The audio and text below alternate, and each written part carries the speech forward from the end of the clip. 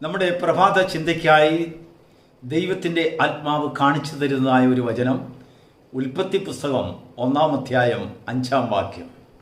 ദൈവം വെളിച്ചത്തിന് പകലെന്നും ഇരുളിന് രാത്രിയെന്നും പേരിട്ടു. സന്ധ്യയായി ഉഷസ്സായി 1-ാം ദിവസം. ദൈവത്തിന് മഹത്വം ഉണ്ടാകട്ടെ.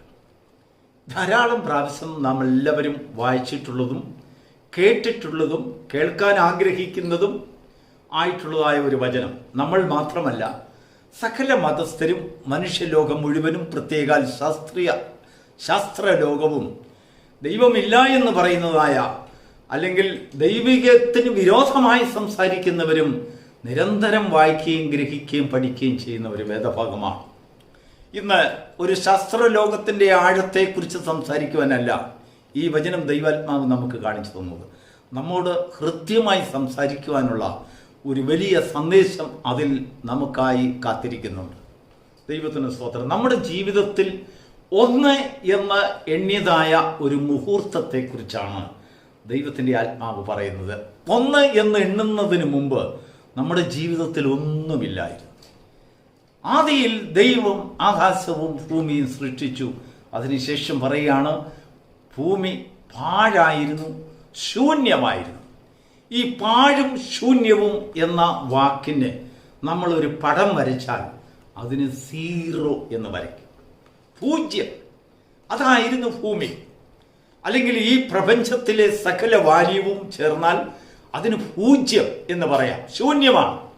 എന്നാൽ നമ്മൾ ചോദിക്കും, ഈ ശൂന്യത്തിന് എന്തെങ്കിലും വിലയുണ്ടോ? പ്രയോജനമൊന്നുമില്ല. പക്ഷെങ്കിൽ അതിന് ഭയങ്കര വിലയാണ്. ഈ അടുത്ത കാലത്താണ് 0ത്തിന് വാല്യൂ ഉണ്ട് എന്ന് കണ്ടുപിടിച്ചത്. നേരത്തെ വിചാരിച്ചത് ഈ 0ത്തിന് ഒരു വിലയുമില്ലെന്നായിരുന്നു. എന്നാൽ ശാസ്ത്രലോകം നാം ഇന്ന് വായിച്ചതായ വേദഭാഗത്തിന് അധിഷ്ഠിതമായി ശാസ്ത്രീയമായി ശാസ്ത്രജ്ഞന്മാർ കണ്ടുപിടിച്ചു, ഇല്ല, ഈ പ്രപഞ്ചം നിലനിൽക്കണമെങ്കിൽ 0ത്തിനൊരു വില വേണം, അതിനൊരു പ്ലസ് പോയിന്റ് വേണം. ദൈവത്തിന് മഹത്വം ഉണ്ടാകട്ടെ. ഇങ്ങനെ ശക്തിമത്തായ ഒരു പരിപ്രവർത്തനം, ഒരു മൂവ്മെന്റ് ഈ 0 ഭൂമാന്തരീക്ഷത്തിൽ അല്ലെങ്കിൽ ഈ പ്രപഞ്ചത്തിൽ നടത്തിക്കൊണ്ടിരുന്നു. ദൈവത്തിന് സ്തോത്രം. മനുഷ്യ ജീവിതത്തിലും ലോകത്തിലും സകല വംശങ്ങളിലുമൊക്കെ ആധികാരികമായി പടർന്നു നിൽക്കുന്ന വേരുകളുള്ളതായ ഒരു ശക്തി കേന്ദ്രമാണ് അന്ധകാരം, ഇരുട്ട്. എന്നാൽ ദൈവം ആ ഇരുട്ടിനൊരു അന്തം കൊണ്ടുവരുവാൻ ദൈവം തന്നെ തീരുമാനിച്ചു. ഇതിനൊരു സന്ധ്യ ഉണ്ടാകണം, ഒരവസാനം. സന്ധ്യ എന്ന് പറഞ്ഞാൽ അതിൻ്റെ വേരുകളെ അറുത്ത് വിടുന്നതായ ഒരു സമയം, ഒരു മുഹൂർത്തം. അങ്ങനെ വേരുകളെ, ഇരുട്ടിൻ്റെ വേരുകളെ അറുത്ത് വിട്ടതായ മുഹൂർത്തമാണ് സന്ധ്യ. ആ സന്ധ്യയ്ക്ക് ശേഷം ദൈവം പറയാണ്, സന്ധ്യയായി. ഉടനെ അങ്ങനെ അതിൻ്റെ വേരുകളെ അറുത്ത് വിട്ടപ്പോൾ ഒരു പ്രകാശമുണ്ടായി, വെളിച്ചമുണ്ടായി. വെളിച്ചമുണ്ടാകട്ടെ എന്ന് ദൈവം കൽപ്പിച്ചു. ഈ വെളിച്ചത്തെക്കുറിച്ച് അപ്പോസ്തലനായ യോഹന്നാൻ നമ്മോട് ശരിയായി വിവരിക്കുന്നുണ്ട്.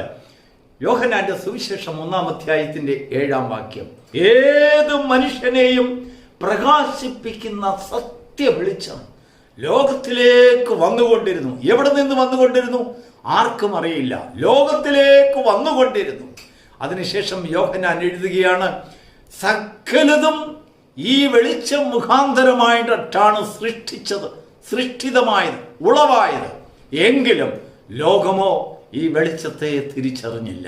നമ്മുടെ ജീവിതത്തിലും ഈ വെളിച്ചത്തെ തിരിച്ചറിയാതിരുന്നതായ ഒരു കാലഘട്ടമുണ്ടായിരുന്നു. ആ കാലഘട്ടത്തിൻ്റെ പേരാണ് 0.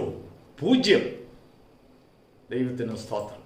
ഈ 0ത്തിനൊരു വില കൽപ്പിച്ചാൽ ഈ ലോകത്തിൽ ആർക്കും കണ്ടുപിടിക്കാൻ കഴിയാത്തതായ വളരെ മാസ്മരിക ശക്തി, അല്ലെങ്കിൽ ദംസിക്കുന്ന ഏത് ജീവിതത്തെയും വിഴുങ്ങിക്കളയുന്നതായ ശക്തിമത്തായ ചില വശീകരണ ശക്തി ഇരുട്ടിനുണ്ട്. എന്നാൽ വെളിച്ചം ഉണ്ടാകട്ടെ എന്ന് ദൈവം കൽപ്പിച്ചപ്പോൾ ഇരുളിൻ്റെയും അന്ധകാരത്തിൻ്റെയും ശക്തിമത്തായ പ്രവൃത്തിക്ക് വ്യത്യാസമുണ്ടായി, അതിൻ്റെ ചലനത്തിന് വ്യത്യാസമുണ്ടായി. എന്താണ് ഈ 0 എന്ന് നമ്മൾ ചോദിച്ചാൽ, അല്ലെങ്കിൽ ആരെങ്കിലും ചോദിച്ചാൽ, അതിന് നല്ലൊരു വിവർത്തനം കൊടുക്കുവാൻ കഴിയുമെങ്കിൽ ശൂന്യതയിലേക്ക് എവിടെ നിന്നോ പുറപ്പെട്ട് എവിടേക്കോ ശൂന്യതയിലേക്ക് സകല പ്രപഞ്ചത്തെയും അതിൻ്റെ സൃഷ്ടികളെയും ആവഹിച്ചു കൊണ്ടുപോകുന്നതായ ഒരു വാഹനം എന്ന് വേണമെങ്കിൽ പറയാം. Praise the Lord. പ്രകാശത്തെ ഉളവാക്കി. നാം കാണുന്ന പ്രകാശമല്ല, നമ്മൾ കാണുന്നത് സൂര്യൻ്റെ പ്രകാശമാണ്, നമ്മൾ കാണുന്നത് ചന്ദ്രൻ്റെ പ്രകാശമാണ്. ഈ സൂര്യനെയും ചന്ദ്രനെയും നക്ഷത്രങ്ങളെയും അധിഷ്ഠിതമായിട്ടാണ് അതിൻ്റെ സ്പ്രിംഗ് ടൈം എന്ന് പറഞ്ഞാൽ ആ പ്രപഞ്ചം അല്ലെങ്കിൽ ഈ സൗരയൂഥത്തിൽ അതിൻ്റെ അച്ചുതണ്ടിൽ സ്വയമായി കറങ്ങുവാനുള്ളതായ ആ സമയങ്ങളെയൊക്കെ കണക്കുകൂട്ടിക്കൊണ്ട് നമ്മൾ ദിനരാത്രങ്ങളെ എണ്ണുന്നു, അതിൻ്റെ മണിക്കൂറുകളെ നിശ്ചയിക്കുന്നു. നമുക്കറിയാം, നമ്മുടെ കണക്കൂട്ടലിൻ പ്രകാരം മനുഷ്യൻ്റെ കണക്കൂട്ടലുകളും ദൈവത്തിൻ്റെ കണക്കൂട്ടലുകളും തമ്മിൽ വ്യത്യാസമുണ്ട്. മനുഷ്യൻ്റെ കണക്കൂട്ടൽ എന്ന് പറഞ്ഞാൽ ഈ ഭൂമി അതിൻ്റെ അച്ചുതണ്ടിൽ സ്വയമായി ഒരു പ്രാവശ്യം ഒന്ന് കറങ്ങിത്തിരിയുന്നതിന് 23 മണിക്കൂറും 56 മിനിറ്റും വേണം.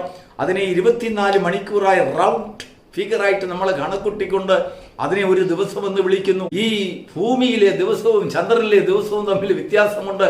അവിടെ ഏതാണ്ട് 29 ഭൂമിയിലെ ദിവസങ്ങൾ വേണം അവിടെ ഒരു ദിവസം കണക്കൂട്ടുവാൻ. അതിനുശേഷം സൂര്യനിൽ ഒരു ദിവസത്തിന് 35 ദിവസം കുറഞ്ഞത് വേണം ഒരു ദിവസം, അല്ലെങ്കിൽ ഭൂമിയിലെ 35 ദിവസമാണ് സൂര്യനിലെ ഒരു ദിവസം. ബുധനിലേക്ക് യാത്ര ചെയ്താൽ ഭൂമിയിലെ 176 ദിവസം, അതായത് 6 മാസമാണ് ബുധനിലെ ഒരു ദിവസം എന്ന് പറയുന്നത്. അങ്ങനെയെങ്കിൽ സ്വർഗത്തിലെ ഒരു ദിവസത്തിന് എത്ര കാലയളവ് വ്യത്യാസമുണ്ട്, എത്ര മണിക്കൂറുകൾക്ക് വ്യത്യാസമുണ്ട്. നമ്മുടെ കണക്കൂട്ടലുകളും ദൈവത്തിൻ്റെ കണക്കൂട്ടലുകളും തമ്മിൽ ഒരുപാട് വ്യത്യാസമുണ്ട് പ്രിയരെ. നോക്കൂ, ഈ സൂര്യനെയും ചന്ദ്രനെയും മനുഷ്യന്റെ കണക്കൂട്ടലുകൾക്ക് വേണ്ടി ദൈവം സൃഷ്ടിച്ചതാണ്. നാം ഇന്ന് വായിച്ചതായ വേദഭാഗത്തിലെ ദിവസം എന്ന് പറയുന്നത് ഈ സൂര്യനും ചന്ദ്രനും ഉളവാകുന്നതിന് മുമ്പ് ദൈവം അനാദിയിൽ സൃഷ്ടിച്ച പ്രകാശഗോളത്തിന്റെ ആ ശക്തി വലയത്തിൽ കൂടെ ആരംഭം കുറിച്ച ദിവസത്തെക്കുറിച്ചാണ് പറയുന്നത്. ദൈവത്തിന് സ്തോത്രം. ഈ ശക്തിമുക്തമായതായ പ്രകാശധാര ഒരു മനുഷ്യ ജീവിതത്തിൽ കടന്നു വിടുന്നിടം വരെയും അവനിൽ സീറോയുടെ വാല്യൂ അവനെ വിഴുകിക്കൊണ്ടിരിക്കും. അതിൻ്റെ വേരുകളാൽ അവൻ ചുറ്റപ്പെട്ടവനായിരിക്കും. എന്നാൽ ദൈവം വെളിച്ചമുണ്ടാകട്ടെ എന്ന് കൽപ്പിക്കുമ്പോൾ മനുഷ്യ ജീവിതത്തിലെ സീറോയുടെ അല്ലെങ്കിൽ പൂജ്യത്തിൻ്റെ വില മാറി. മനുഷ്യ ജീവിതത്തിൽ ഈ പൂജ്യത്തിന് വലിയൊരു ശക്തിയുണ്ട്, ഒരു ബലമുണ്ട്. അവന്റെ ദൈനംദിന ജീവിതത്തിൽ പൂജ്യത്തിന്റെ സ്വാധീനത വളരെയാണ്.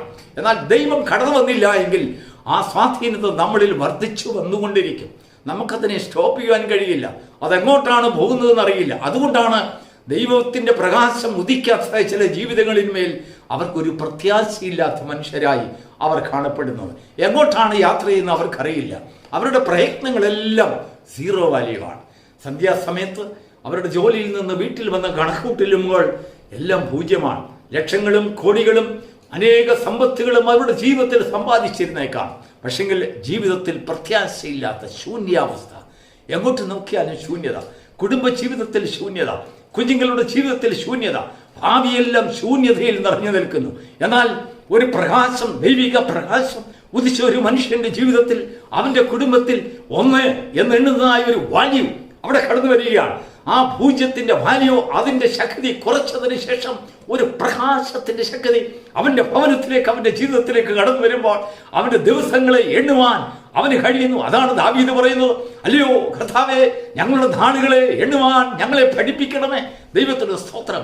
അങ്ങനെ നമ്മുടെ നാളുകളെ എണ്ണുന്നതായ ഒരു വലിയ വൻകൃപ, ഒരു ശക്തി നമ്മളിൽ വ്യാപരിക്കുന്നു. എങ്ങനെ? ആ ശക്തിക്ക് എങ്ങനെയാണ് ബലം നമ്മളിൽ ഉണ്ടാകുന്നത്? ഏത് മനുഷ്യനെയും പ്രകാശിപ്പിക്കുന്ന സത്യ വെളിച്ചമായി നമ്മുടെ ജീവിതത്തിൽ ഇത് പ്രകാശിപ്പിക്കപ്പെടുമ്പോൾ ആ പ്രകാശം ക്രിസ്തു എന്ന പ്രകാശമാണ്. അവനാൽ ലോകം നിയമിക്കപ്പെട്ടു, നിർമ്മിക്കപ്പെട്ടു, സൃഷ്ടിക്കപ്പെട്ടു. അവനാൽ ഈ ലോകത്തിന് രൂപാന്തരം വരുത്തിയുണ്ടായി.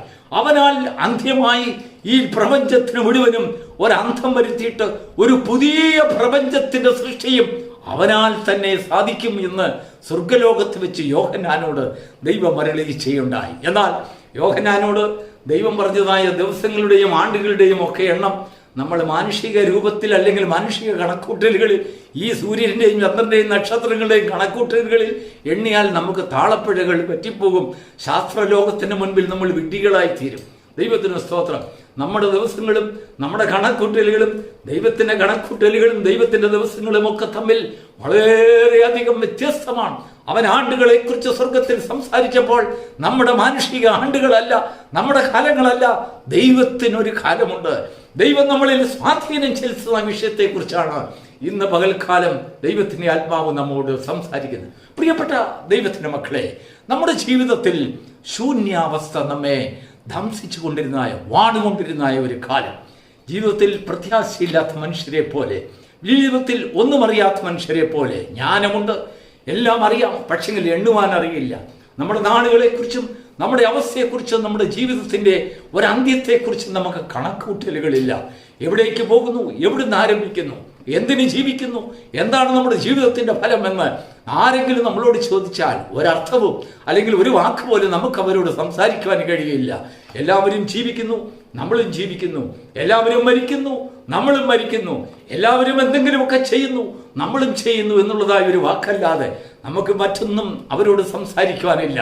എന്നാൽ ദൈവം സൃഷ്ടിച്ചതായ സത്യ വെളിച്ചം നമ്മുടെ ജീവിതത്തിലേക്ക് കടന്നു വന്നെങ്കിൽ നമുക്കൊരു കണക്കുകൂട്ടലുകളുണ്ട്.